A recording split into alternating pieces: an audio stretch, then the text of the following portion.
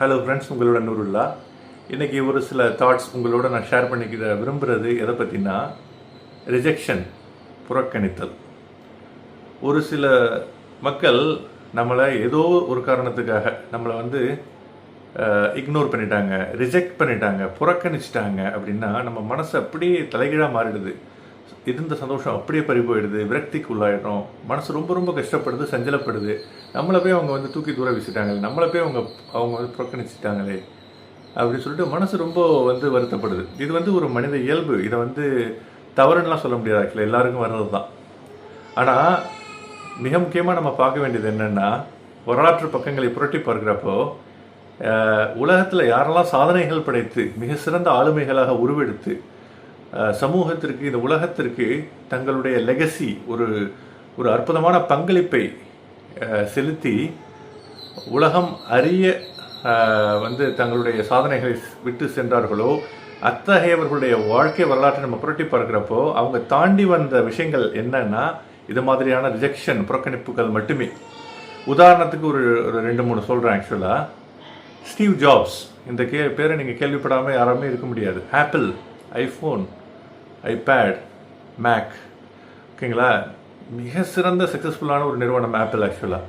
ஆனால் அவர் தன்னுடைய கெரியரை ஸ்டார்ட் பண்ணுறப்போ 30வது வயசில் அவர் உண்டாக்கப்பட்ட கம்பெனியிலிருந்து அவர் புறக்கணிக்கப்பட்டார். அவர் அந்த பணியிலிருந்து நீக்கம் செய்யப்பட்டார். நம்ப முடியுதா?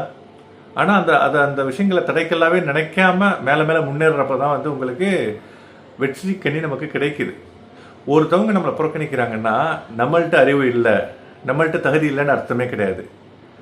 நாம் புறக்கணிக்கப்படுகிறோம் என்றால் நம் அறிவை, நம் அழகிய தன்மையை, நம் அழகிய திறமையை கண்டுகொள்கின்ற திறமை அடுத்தவர்களிடம் இல்லை அப்படின்னு சொல்லிட்டு தான் நம்ம எடுத்துக்கணும். அந்த பெர்ஸ்பெக்டிவ் இருந்து அதை கடந்து மேலும் மேலும் முயற்சி செஞ்சு போனால் மட்டும்தான் வெற்றி நமதாகும்.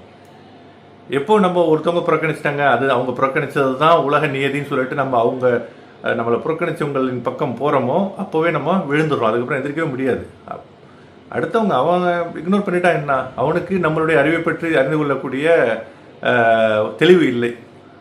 என்னை புறக்கணித்தவருடைய அறியாமை, என்னுடைய அறிவின்மை அல்ல.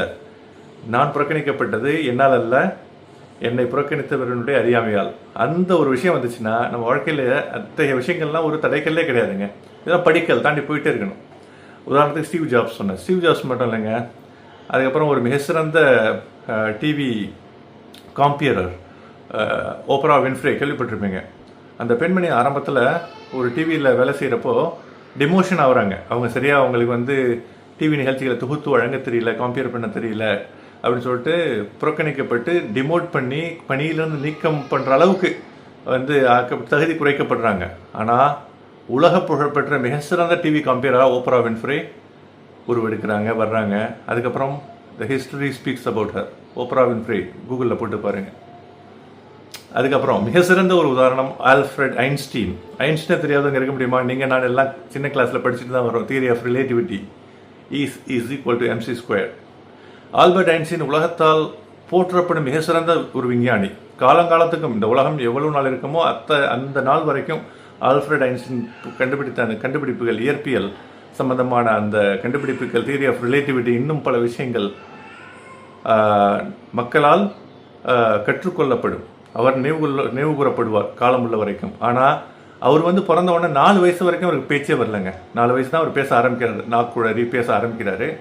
அவர் பள்ளியில் படிக்கிறப்போ அவர் கேட்குற கேள்வியெல்லாம் ரொம்ப வியர்டாக இருக்குது, ஆடான கொஸ்டின் கேட்குறாரு, சம்மந்தம் இல்லாமல் சின்ன சின்ன கொஸ்டினாக கேட்குறாருன்னு சொல்லிட்டு ஆசிரியர்களால் புறக்கணிக்கப்படுகிறார், ஸ்கூல்லேருந்து நீக்கப்படுகிறார். ஆக்சுவலாக அப்போ நான் சொன்ன அந்த கொஷின் பாருங்கள், அறிவார்ந்த கொஷின் கேட்டால் கூட அந்த கேள்வியை புரிந்து கொள்ளக்கூடிய அறிவு இல்லை என்றால் அத்தகைய அறிவற்ற ஒரு கம்யூனிட்டினால் அவர் அறிவில்லாதவராகத்தான் பார்க்கப்படுவார், இல்லையா?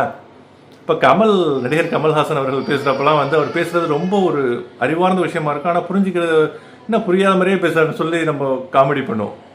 அப்போது எதுக்காக சொல்ல வரேன்னா, அவர் கேட்கின்ற கேள்விகள் அந்த மாதிரி இருந்ததுனால ஸ்கூல்லேருந்து புறக்கணிக்கப்படுறார். அதுக்கப்புறம் அவர் கண்டுபிடித்த கண்டுபிடிப்புகள் உலகம் அறியும். E = mc², theory of relativity, காலத்திற்கும்